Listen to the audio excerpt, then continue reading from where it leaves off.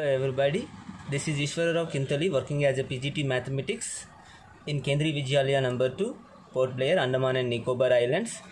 Today I wanted to discuss a topic which is there in class 12 standard. It is chapter 2, Inverse Trigonometric Functions. It is a part of Relations and Functions concept unit. And the Relations and Functions and Inverse Trigonometry together carries 8 marks in the final board examinations. Let us discuss about the inverse trigonometry in brief in today's session. In the previous chapter, relations and functions, you have learnt about the bijective function. So f inverse is exist. So f is from a to b a function defined is bijective. Then we can say that f inverse exists. The function f inverse exists, we can say that. Similar way we take a trigonometric function. F is defined from R to R. F is defined from R to R means whose domain is real numbers, codomain is also real numbers, defined as f of x is equal to sin x. F of x is equal to sin x. So I am defining a sin x trigonometric function f from R to R. Now my question is it bisective? That means first of all you have to question yourself, is it 1 1, is it onto, is it 1 1 and is it onto? So is it 1 1? Sin x is 1 1, so it is not 1 1. I can say it is not 1 1 since because in set of real numbers I know sin pi by 2 value is 1 and sin 5 pi by 2 which is 2 pi plus pi by 2 is equal to 1. That means pi by 2 and 2 pi plus pi by 2 has same image. So two elements have same image, so it is not 1 1. And also if you take the range of sin x, always from -1 to 1. That means range is a subset of codomain. What is codomain of this function? Set of real numbers. Range is subset of real numbers, so it is not onto. So the function is not 1 1 and it is not onto. If I define the trigonometric function f is from R to R, sin x is a function. Definitely we can say that sin x is a function, but it is not at all 1 1 as well as not onto. So that means I can say that I cannot invert the sin x function in set of real numbers to real numbers. Also we had learnt one question which is we can modify the domain and codomain to make a function which is invertible. So how to modify the domain and codomain of sin x to define its inverse function as a sin inverse x. So I wanted to define sin inverse x. Sin inverse x trigonometric function. To define this sin inverse x, I have to modify the domain and codomain. I should not take the domain and codomain as it is. If I take the domain as R, codomain as R, I cannot say that the function is 1 1 and onto, because it is having different elements are having the same image. Like you take sin 0, 0, sin pi, 0, sin 2 pi, 0. That means all multiples n pi, sin n pi is 0. That means all multiples of pi gives the same value. Same value means different elements are having sin 0, 0, pi, 2 pi, all are having same image. So it is not 1 1. And also the sin x value always lies from -1 to 1. Its range is -1 to 1. So but I have taken that codomain as capital R. So it is not onto. So we can say that the function sin x, when you define from R to R, it is not invertible. Means it is not bisective. That is the reason. It is not at all invertible. To make it invertible, you will have to modify its domain and codomain. How to modify the domain and codomain of sin x to make it invertible to define sin inverse x. What is this? How to read it? Sin inverse x. How to read it? Sin inverse x. Let us see how to do that one. Actually in the previous page we have taken f from R to R defined as f of x is equal to sin x is not bisective. It is not bisective because it is not 1 1. It is neither 1 1 nor onto. So to make it invertible, we will have to modify its domain and codomain. How I am modifying its domain and codomain? You see the sin x function graph of sin x is like this, looks like this. Most of you are aware of this. You can see the textbook if you want. Like this, 0, pi, 2 pi, 3 pi, minus 2 pi, y-axis, x-axis. and its maximum value is 1, minimum value is -1 sin phi. So its range is equal to -1 to 1. So we modify the codomain R as -1 to 1, closed interval -1 to 1. Then it will become onto. See, look like this. See once. I will take one square like this. See, if I take this is pi by 2 and this is minus pi by 2. Pi by 2 and minus pi by 2. This is pi by 2. This is minus pi by 2. And 1 and minus 1. I'm just restricting the domain as minus pi by 2 to pi by 2, 1 and minus 1 to 1 as the range, codomain, which is codomain. We just take this square, this block. We just take this block. Let us zoom it. Let us maximize it. Let us zoom it. Maximize it. See this one. When I'm zooming, I have taken this function. See, minus pi by 2 to pi by 2 and minus 1 to 1. So if I take only this domain as this one, minus pi by 2 to closed interval minus pi by 2 to pi by 2. Domain if I modify as minus pi by 2 to pi by 2. Domain as minus pi by 2 to pi by 2. And range is equal to -1 to 1. As you know, range is equal to -1 to 1. Range is equal to what? -1 to 1. Range is equal to -1 to 1. I am taking this one as codomain. So range is equal to codomain, so it is onto. And domain, when I take minus pi by 2 to pi by 2, take any value in between minus pi by 2 to pi by 2. Every value produce a different value. So different elements in between this interval will give different images. So it is 1, 1. So what should be modified? You will have to modify the domain of the function as minus pi by 2 to pi by 2 to -1 to 1.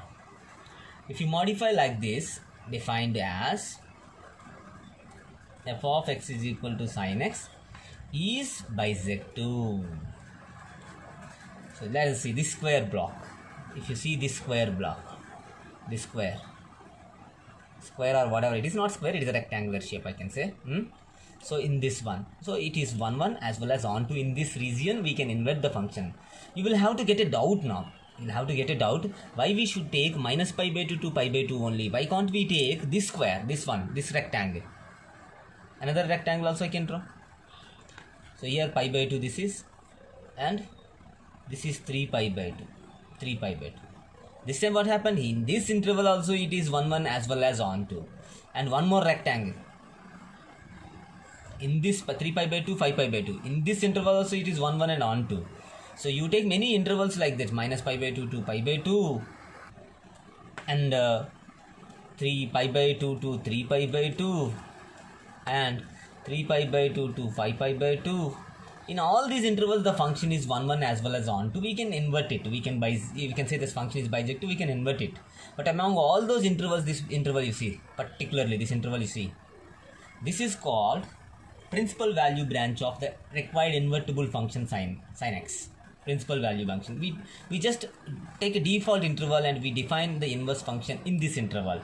F of x is equal to sin x is bijective. Then we can define sin inverse x from -1 to 1, closed interval -1 1 to minus pi by 2 to pi by 2 is exist. It is exist. Sorry, you can't see, I think so. Sin inverse, now we can see sin inverse x from -1 comma 1 to minus pi by 2 to pi by 2 is exist, we can say that. So hope you understand that when we can define the sin inverse of sin x when it is bijective. When it is bijective, when you modify domain as this and codomain as this, so that you can say that the function sin inverse x exists. How to read it? Sin inverse x exists as its domain as taking domain as -1 1 and the codomain as minus pi by 2 to pi by 2. And this is not only minus pi by 2 to pi by 2, I can take any one of these intervals also, but I have to take this one by default, and this is also called principal value branch. Like this I have explained briefly about the sin x and sin inverse x. Like that we can take for all the other trigonometric functions, cos x, tan x, cosecant x, secant x, and then cot x also. Let us see the tabular form of that, and let me explain what are the domains and codomains of inverse trigonometric functions of all respective trigonometric functions. You will understand in brief by looking at this table. See, the sin inverse x we have defined. from minus pi by 2 to minus 1 defined as f of x is equal to sin x.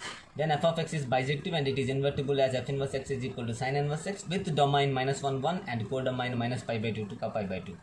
Note that this one minus pi by 2 comma pi by 2 is called the principal value branch, PVB. Just for our understanding I wrote it PVB. Actually there is no word PVB, just I am writing principal value branch. For that PVB I just mentioned it like that. There is no officially we call it as PVB, okay? Just for my understanding, my simplicity I wrote it here. Don't take it as like this. Of sin inverse x. Now similarly way we can define for other similar way we can define for other inverse trigonometric functions as given below table. Notice the table. Exactly the table you have to notice. See the function and sin inverse x ka domain is like this, principal value branch like this, cos inverse x domain, principal value branch, tan inverse x the domain is set of real numbers because tan inverse x defined for all real numbers, and the principal value branch is this minus pi by 2 to pi by 2 cot inverse x. Then cosecant inverse, if you look at the textbook and their graphs you will understand properly, you can go through them. So but these are the principal value branches, very very important for us to see the further cases also. Okay, the domains are like that and the codomains are like this, principal value branches are like this for the other all inverse trigonometric functions. How I discussed about the sin x and sin inverse x, like that I can discuss for about the all cos, tan, cot, for secant inverse, all the things I can discuss. And also some simple problems, let me explain. What is the value of it is sin inverse of 1 by 2. How to find out sin inverse of 1 by 2 value? You know the values of trigonometric functions for the different angles. 1 by 2 will come for sin 30 degrees. 30 degrees means how much it is? Pi by 6, sin pi by 6. So sin inverse of 1 by 2 will be pi by 6. That means these are the angles. These are the pi by 6 angles, you can say that. If it is tan inverse root 3, what is the value of this? It is pi by 3, 60 degrees, you know very well. Now, what is the value of cos inverse of 1 by root 2? It is cos inverse of 1 by root 2 value is pi by 4, 45 degrees.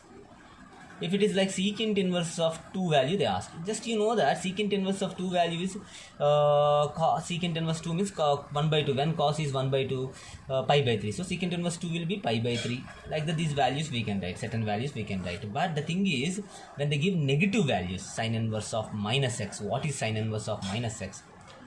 What is tan inverse of minus x? Remember very well, this is a property number 1 what I am discussing, cot inverse of minus x. Sin inverse of minus x is minus sin inverse x. Tan inverse of minus x is minus tan inverse x. If it is cosecant inverse of minus x, minus cosecant inverse x. Why we take the minus outside? What is the reason? The reason is what I explained before. In this table particularly, if you see, sin inverse x has the negative values, positive values, tan inverse x has the negative values, positive values, cosecant inverse x has the negative values, positive values. So you can take the minus outside, so they will give you negative values. But if I take cos inverse minus x, you have to write pi minus cos inverse x. And cot inverse minus x, you have to write pi minus cot inverse x. And secant inverse minus x, you have to write it as pi minus secant inverse x. Look carefully. See, if you take cos inverse x principal value branch is 0 to pi. Cot inverse x principal value branch 0 to pi. Secant inverse x principal value branch 0 to pi. Of course, pi by 2 is not there because secant inverse cos pi by 2 is not cos pi by 2 is 0. Secant pi by 2 is not defined. That's why pi by 2 is not there here. So these are the principal value branches. If you look at them, there is no negative values. So if I take minus outside, what happened? It will become negative. So negative is not there. That's why you have to write pi minus cos inverse, pi minus cot inverse, pi minus secant inverse. We'll have to remember these. These all things we have doing for x greater than 0, remember. And also particularly they must be in the principal value branch. So this is the property number 1 what I discussed here. And also look at this property, some properties which I have given you in the notes. Sin inverse of sin x will be always x. Cos inverse of cos x is x. Like this inverse of something is there, you can cut. But when you can cancel that inverse in the function, when that x is in that particular principal value branch, then only you can cancel. Like for example, see, sin inverse of sin pi by 3, I can write it as pi by 3. But sin inverse of sin 2 pi by 3, you cannot write it as 2 pi by 3. I cannot cancel here. This you can do like this. But here you can't do like this. Why can't we do? Because 2 pi by 3 is not there in the 2 pi by 3 is not there in the sin inverse x principle. 2 pi by 3 means 120 degrees. 120 degrees is more than 90 degrees. So it is not there. I cannot cancel. So you have to pull it out to this quadrant by using all silver teacups concepts. Sin inverse of sin pi minus pi by 3, which is equal to sin inverse of sin pi minus pi by 3, sin pi by 3. Now you can cancel and write the answer pi by 3. Hope you understand, because it is very important property to be known to you. So when to cancel, when not to cancel, you will be using all silver teacups concept. Right? Understood, right? So that is there in 11th standard, which concept we used, we are going to use here to get cancellation of inverse trigonometric and that function. For example, if it is there like this, what is sin inverse of cos pi by 3? You know very well. Sin inverse of cos is sin pi by 2 minus pi by 3. Sin 90 minus theta. Cancel now. Answer is pi by 6 will come. Right? Like that. When it is like this is given, you try to convert this cos to sin and do it. You will get it. Hope you understand this one also. Similar way we can do for the other trigonometric functions, other inverse trigonometric functions also. And the other property, second one is cosecant inverse x is equal to sin inverse 1 by x. Because they are reciprocals, you know very well. Cosecant theta and sin theta are reciprocal. Similar way, other secant inverse and cot inverse. Okay, hope you understand this property number 2 also. And property numbers are another one. Also we can write every inverse trigonometric function in terms of others as sin inverse x we can write cosecant inverse 1 by x. Cos inverse of root 1 minus x square. How it is? See, sin inverse x is equal to, when I take sin inverse x is equal to theta, what is sin theta? X. What is sin theta? X. I can send like this, like inverse trigonometric function. Sin inverse is going the side, sin theta is equal to x. Take x by 1. So opposite is 1. Hypotenuse is 1, then adjacent is root 1 minus x square. Then what is cos theta? Adjacent by hypotenuse. What is cos theta? Adjacent by hypotenuse. Then what is theta this time? Cos inverse root 1 minus x square. Every time theta means sin inverse x only. That means that theta I can write even cos inverse of root 1 minus x square. Similar way, other trigonometric ratios also I can explain. I can express. In terms of other inverse trigonometric ratios, we can express any inverse trigonometric function. Like for example, here I have given it a tan inverse of 3 by 4. Immediately you make a right angle triangle. It is 3, it is 4, then so it is 5. Then it can be written as sin inverse of 3 by 5. It can be written as cos inverse of 4 by 5 because opposite by this hypotenuse, adjacent by hypotenuse, like that you can convert. When you know these main 3 ratios, 3 inverse trigonometric functions, other will be reciprocals. It is cot inverse 4 by 3. It is cosecant inverse 5 by 3. It is cosecant inverse of 5 by 4. Like that we can write it. So make a table. Immediately convert. Because when it is everything is given sin inverse, cos inverse, tan inverse is most of the times we use it. So we can convert them into tan inverse and we simplify the inverse trigonometric ratios in an easy manner. Hope you understand this.